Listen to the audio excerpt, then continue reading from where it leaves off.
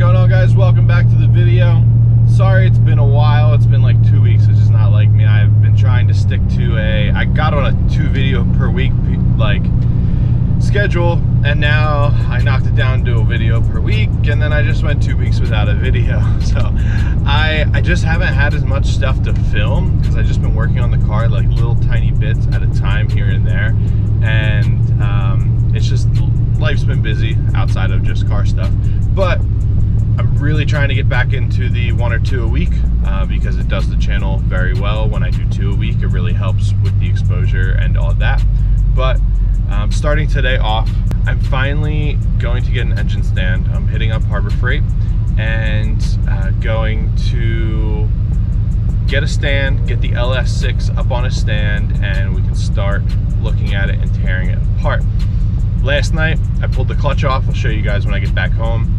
And I got the engine bay all painted, and that's done. You know, nothing exciting, but it looks good, and we got it all kind of back together. It's just about ready for an engine to go back into it, but I still got a lot of work to do between now and then. So let's hit Harbor Freight and get back to the house, and I'll catch you guys up with what I've been doing. All right, so after 2 Harbor Freights, I got my engine stand, and I got the thing mounted up. Made a giant mess on the floor because these things still hold coolant even when they're out of the car. But we got this engine up here on the stand, and we can finally start tearing it apart. But that means I have to take care of a snag that I ran into with taking the crank pulley off. The 3-jaw puller that I didn't bring from home, and then I had to go rent one at the store for factory style crank pulley. So I have a puller for like the power bond on this car that bolts to the front of it, but the factory ones don't have bolt holes. So what I was running into is I was using the center bolt, the crank pulley bolt, and then pushing off of that, but it was bottoming out on the pulley and not separating. So I got it to basically I got it to a certain point, and then it stopped. So I'm doing a trick out of Paulie's book, and I'm taking that factory crank pulley bolt and I'm cutting the washer part of it, like the flange part, off. And that way the crank pulley will be able to go over top of it as I pull it off. So I can finally get this thing off.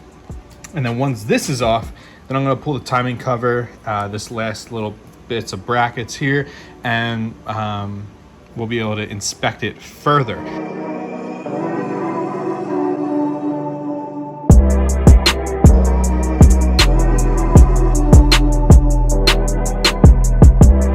All right, so I have the bolt here threaded in now further into the crank, and it goes past that lip in the crank pulley.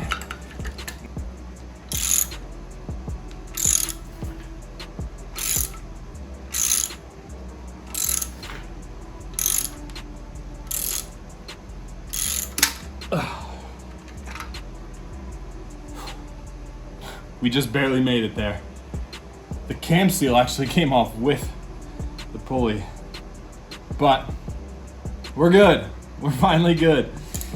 Now I can really, kind of dive into this, and I want to pull this front cover off to see what it looks like behind and all that jazz.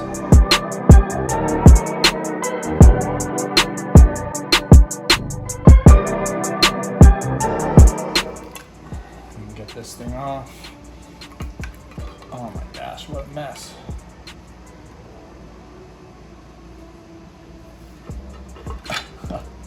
Oh geez, what a mess.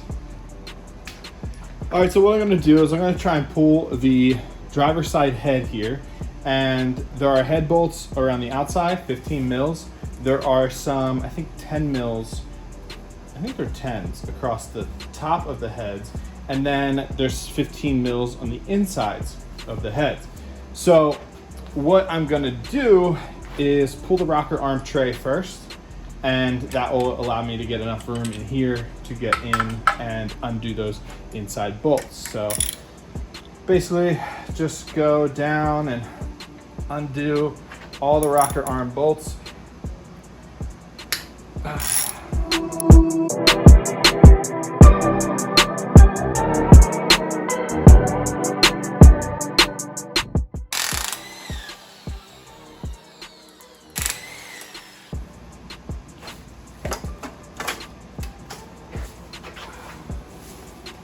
Yeah, heads off. All right, looking in here, we got our pistons. Let me get a light, see what the cylinders look like.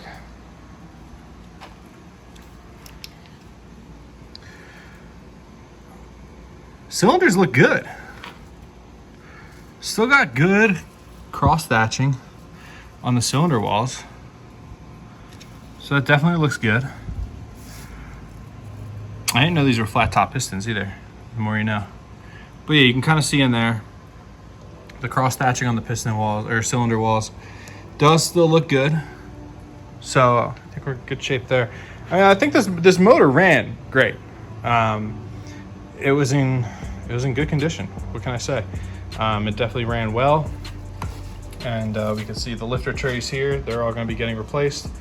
And yeah. So I made a lot more progress today than I thought I was going to, so I'm pretty happy about it. I didn't think I'd be getting, I thought I was just going to be getting this thing on the stand. I didn't think I was going to be really getting into the motor itself. But this is making me want to just, rack up the credit card and order up that cam kit and all the head stuff that I need to put this engine back together. Because basically, like I said, I have the gasket set.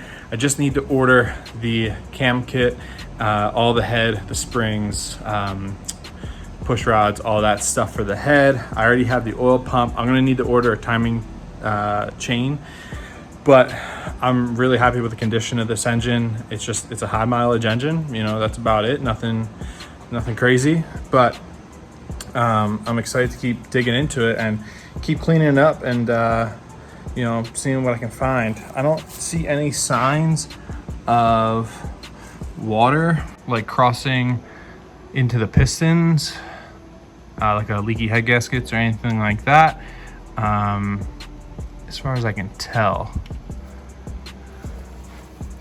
This piston has like a clean spot on the bottom. This piston has a little clean spot in the middle. This one has a clean spot on the top. I don't know if that means anything. This one's just kind of dirty in general, but I'll clean these piston tops up and we'll vacuum out any debris that had gotten in there. And this should be ready to go. I think I'm gonna look and try and find a machine shop that can take care of the heads for me locally and probably just get the heads professionally cleaned.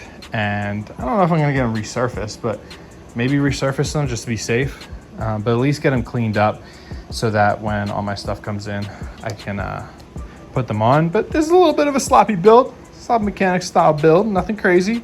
We're not trying to make a ton of horsepower. We're just trying to, make a healthy 400 out of this thing with cam and some head work. So no porting and polishing, none of that stuff. We're just gonna keep it simple, not get too wild with it.